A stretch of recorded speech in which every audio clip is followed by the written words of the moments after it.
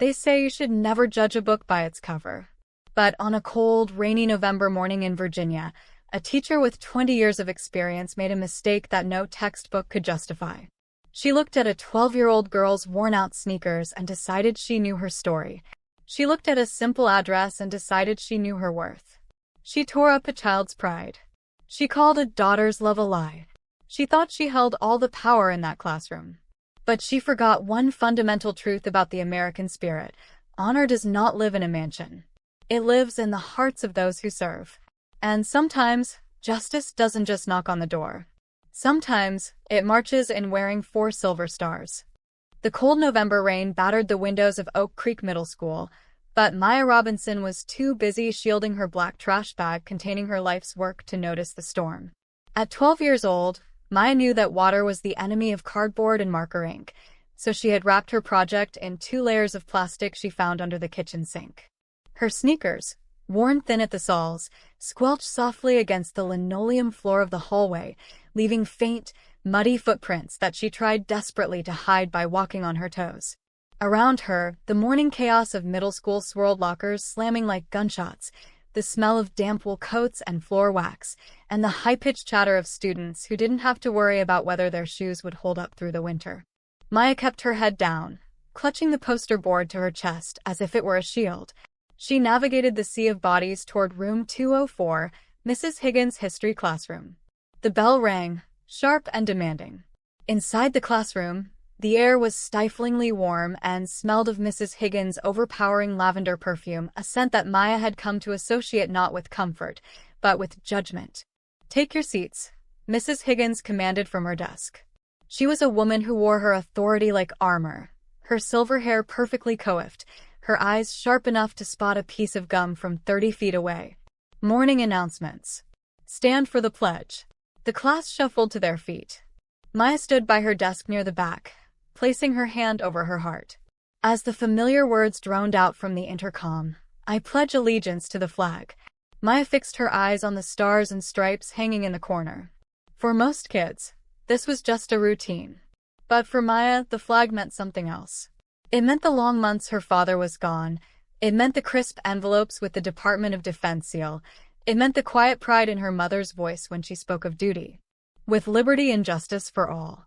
"Straighten up, Maya." Mrs. Higgins' voice cut through the reverence of the moment. "Slouching is disrespectful to the brave men and women who serve." The irony stung Maya's eyes. She straightened her spine until it hurt, remembering her father's voice from his last video call. "A general never abandons his post, and you never abandon your truth, Maya. Stand tall, even when they try to make you feel small." She held on to that memory as the class sat down. "Projects on the front table," Mrs. Higgins announced, smoothing her floral blouse. "I expect excellence today. This is Veterans Day week, and we do not do things halfway." A parade of students marched to the front. Connor Walsh placed a professional-looking display board on the table, complete with printed photos and foam lettering. "My grandfather, the naval aviator," he beamed. Mrs. Higgins smiled warmly, a rare expression. "Beautiful presentation, Connor. That is how we honor our history." Then it was Maya's turn. She picked up her plastic-wrapped bundle. The trash bag rustled loudly in the quiet room, drawing every eye. Billy, a boy who sat 2 rows up and always echoed Mrs. Higgins' moods, snickered. "Looks like she brought the garbage out," he whispered loud enough for the teacher to hear. Maya walked to the front, her muddy shoes squeaking on the tile. Mrs. Higgins' smile vanished instantly, replaced by a look of sheer distaste as she eyed the black plastic. "Maya," Mrs. Higgins sighed, taking off her reading glasses to rub the bridge of her nose. "I certainly hope you didn't bring cockroaches in with that trash bag." The janitor just fumigated. The class erupted in laughter. It wasn't a warm laugh. It was jagged and cruel. Maya felt the heat rise in her cheeks, burning her skin. She wanted to run. She wanted to hide. But her father's face was inside that bag. Her mother's late-night encouragement was inside that bag. With trembling fingers, Maya untied the knot. She peeled away the plastic layers to reveal the poster board.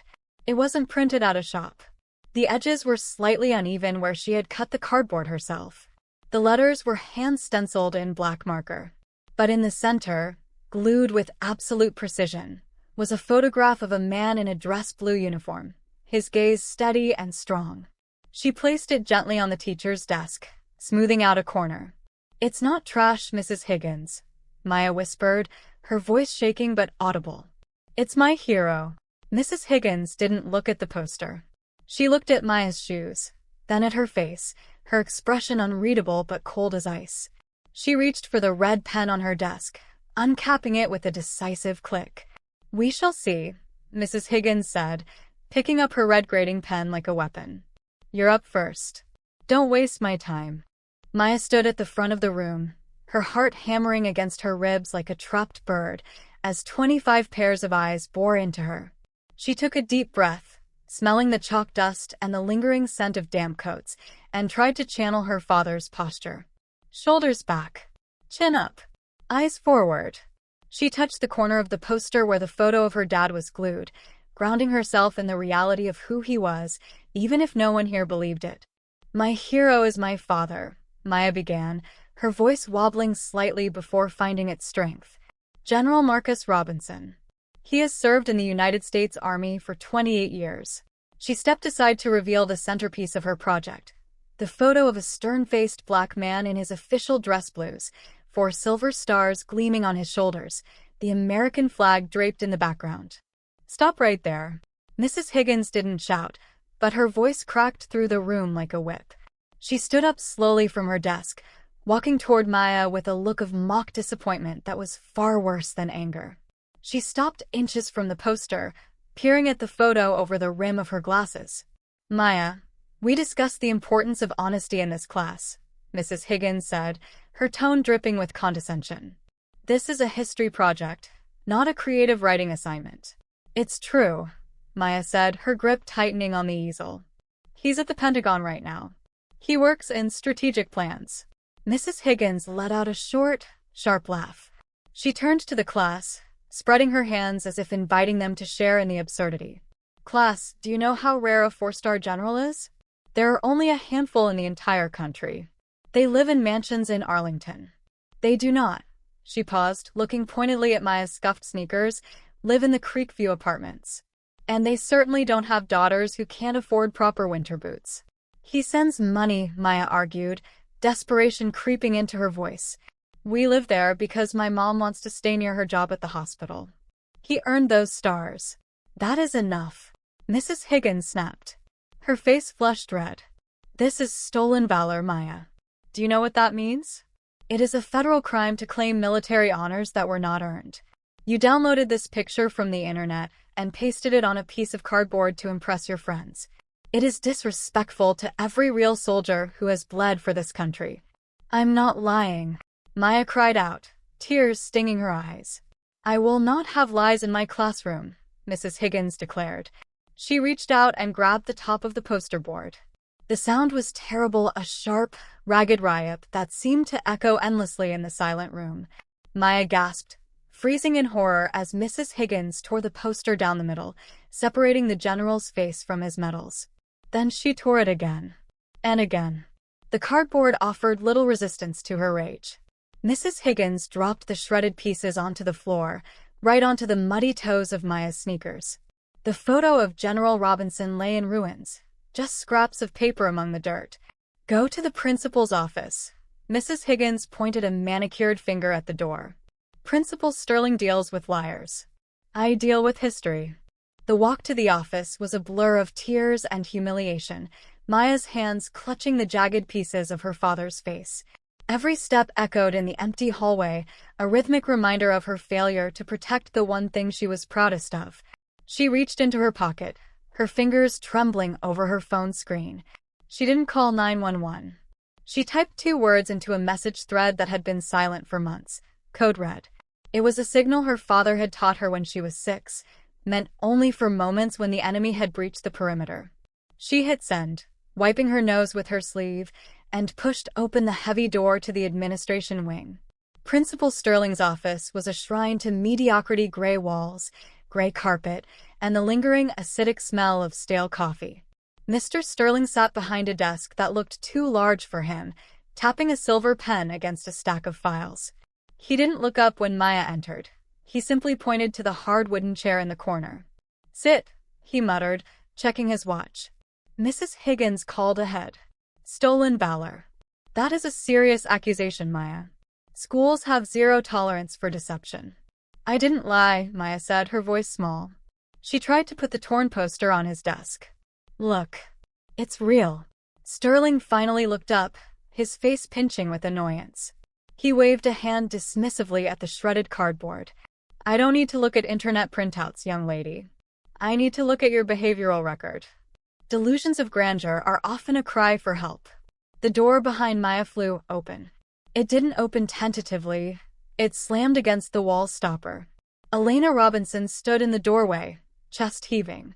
She was still wearing her royal blue nurse scrubs from the night shift at County General, her ID badge clipping her pocket, dark circles under her eyes. She looked exhausted, but her eyes were blazing.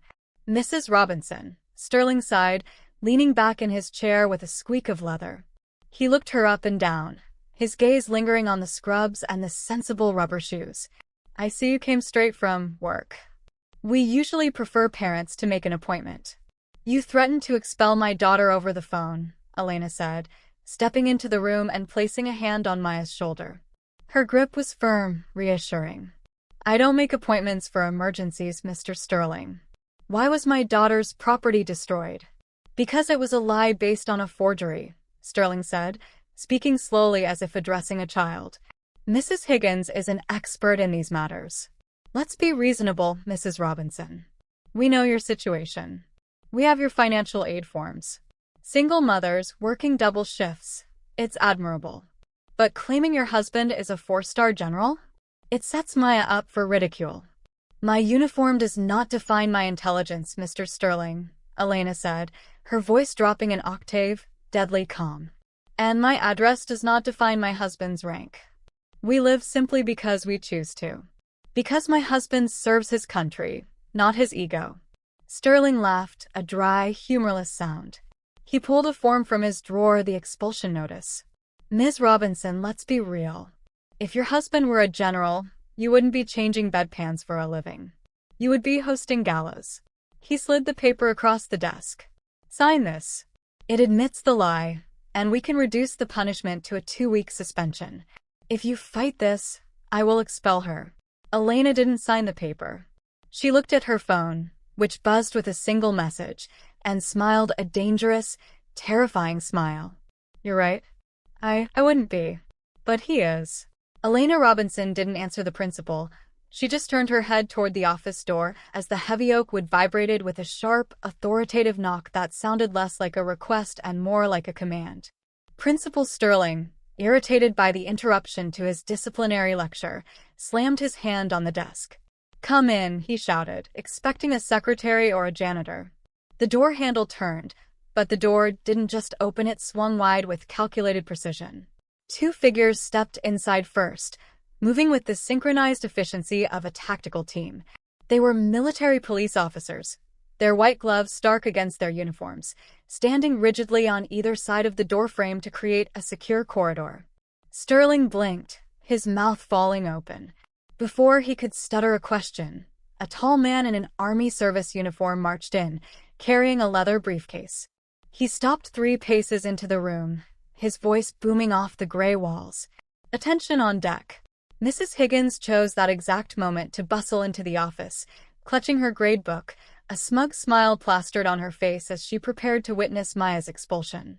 She took 1 step inside and stopped dead, the smile sliding off her face like wet paint. Through the corridor formed by the MPs walked General Marcus Robinson. He was a mountain of a man, standing 6'3". He wore the full Army dress blues, a uniform that demanded respect. On his chest, rows of colorful ribbons and medals caught the fluorescent light: the Distinguished Service Medal, the Legion of Merit, the Purple Heart. But it was his shoulders that sucked the air out of the room.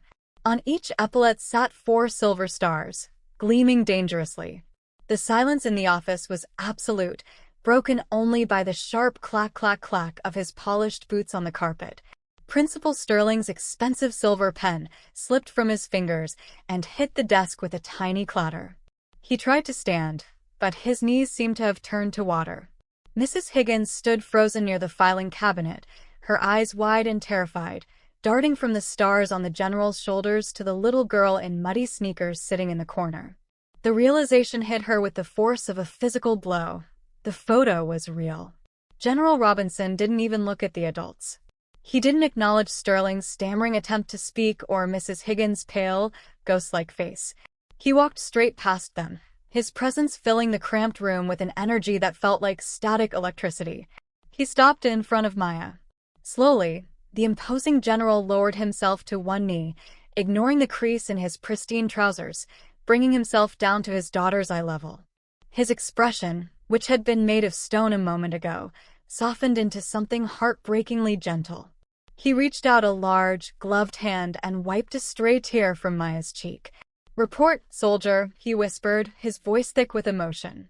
"Is the mission compromised?" Maya let out a sob she had been holding back all morning. She threw her arms around his neck, burying her face in the medals on his chest. "They tore you up, Daddy," she cried, her voice muffled against the wool of his uniform. "Mrs. Higgins tore up your picture. She said you didn't exist. She said people like us don't lead armies." The general held her tight for a long moment, his hand stroking her hair. Then, very slowly, he stood up. As he rose, the father disappeared, and the commander returned. His jaw set hard. His eyes turned cold, scanning the room like he was acquiring targets on a battlefield. He turned to face the two trembling adults. "Who?" The general's voice was low, vibrating with the threat of a coming storm. "Shredded my face and called my daughter a liar?" Mrs. Higgins tried to speak, but her voice died in her throat. She was staring at the 4 silver stars on the general's shoulders as if they were burning her eyes. Beside her, Principal Sterling was gripping the edge of his desk so hard his knuckles had turned white, his earlier arrogance evaporating like mist under the morning sun. General Robinson," Sterling finally managed to stammer, his voice cracking. This is a misunderstanding. We have standard procedures regarding verification, the appearance of the mother." "Standard procedures?" General Robinson cut him off, his voice dangerously calm. He didn't shout, but the timbre of his command filled every corner of the room. "You judged my wife because she wears scrubs to save lives. You judged my daughter because her shoes are muddy from walking to school. That is not procedure, Mr. Sterling. That is prejudice." General Robinson walked over to the desk and picked up the expulsion form Sterling had tried to force Elena to sign. He read it, his expression darkening. "Academic dishonesty," the general read aloud. He looked at Mrs. Higgins. "You accused a 12-year-old of federal crimes. You destroyed her property in front of her peers. Why?" I didn't know," Mrs. Higgins whimpered, tears of panic streaming down her face. She looked small now, shrinking away from the man she had called a liar. "I didn't know she was your daughter, General. If I had known—" "Stop," the general commanded. He stepped closer, invading her personal space, forcing her to look him in the eye. "That right there is your failure, madam. You are apologizing because of my rank. You are sorry because I wear stars. But you should have treated her with dignity simply because she is a child." He pointed to the shredded remains of the poster still clutched in Maya's hand. "You taught my daughter that her truth is only valid if it looks wealthy. You taught her class that it is acceptable to mock the poor. That makes you unfit to teach." Colonel Vance, standing by the door, stepped forward and opened a black folder. He didn't offer a handshake. He offered a document. "Principal Sterling, Mrs. Higgins," Vance announced, his voice crisp and professional. "This is a formal notification of a JAG investigation into discrimination against military dependents. Furthermore, the district superintendent is waiting in the hallway. He would like a word about your employment status immediately." Sterling slumped into his chair, defeated. Mrs. Higgins covered her mouth to stifle a sob, realizing her career was ending in that room. The room fell silent again, but this time, it wasn't the silence of fear. It was the heavy, settling silence of justice. General Robinson turned back to the desk. He looked at the expulsion notice one last time. "My daughter has an A+ in bravery," General Robinson said, taking the expulsion form and tearing it slowly in half, the sound mimicking exactly what Mrs. Higgins had done to the poster an hour ago. He dropped the pieces on Sterling's desk. "And you have a dismissal notice." 2 weeks later, the morning sun finally broke through the gray November clouds, illuminating the newly dedicated wall in the main hallway of Oak Creek Middle School. The oppressive atmosphere of fear that had hung over the corridors like a fog had lifted, replaced by a buzz of excited energy. The nameplate on the principal's door had changed, and room 204 had a permanent substitute teacher, but the biggest change was right here, plastered against the fresh white paint of the West Wing. Maya Robinson stood before the display, holding a small box of thumbtacks.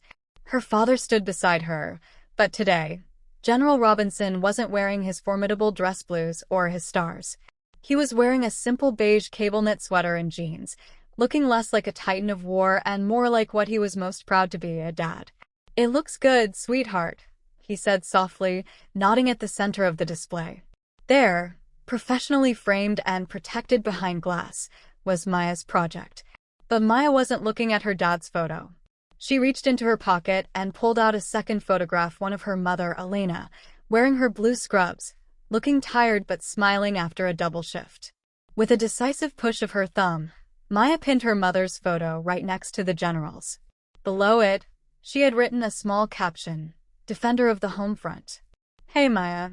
Maya turned to see Billy, the boy who had laughed loudest when Mrs. Higgins called her project trash. He wasn't laughing now.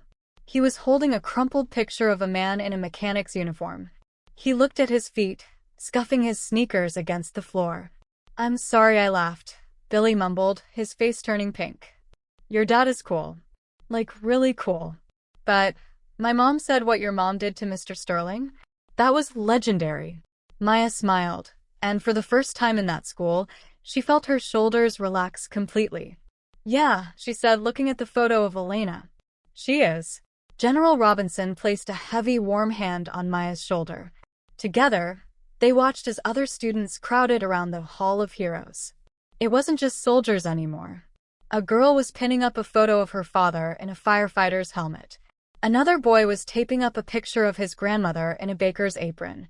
The wall was filling up with faces of every color, every profession, people who served their families and communities in silence, now finally recognized. "You started this, Maya," her father whispered. "You showed them that honor isn't about the uniform you wear. It's about the integrity you carry." The bell rang, signaling the start of first period. But this time, the sound didn't make Maya flinch. The dread of room 204 was gone. The shame of her muddy shoes was gone. She adjusted her backpack straps, took a deep breath of the clean, hopeful air, and turned away from the wall. As the bell rang, Maya walked to class, not looking down at her old sneakers, but looking forward because she finally knew that the truth didn't need to shout to be heard. It just needed to stand its ground. In the end, it wasn't the 4 silver stars that commanded the most respect in that room. It was the quiet courage of a daughter standing up for the truth. True heroes don't always wear uniforms or medals sometimes. They are the everyday people who work double shifts and walk through storms just to keep a promise. May we all have the wisdom to look past the surface, for the greatest stories are often hidden in the humblest of covers. If this story touched your heart, please share it to remind the world that dignity belongs to everyone, everywhere.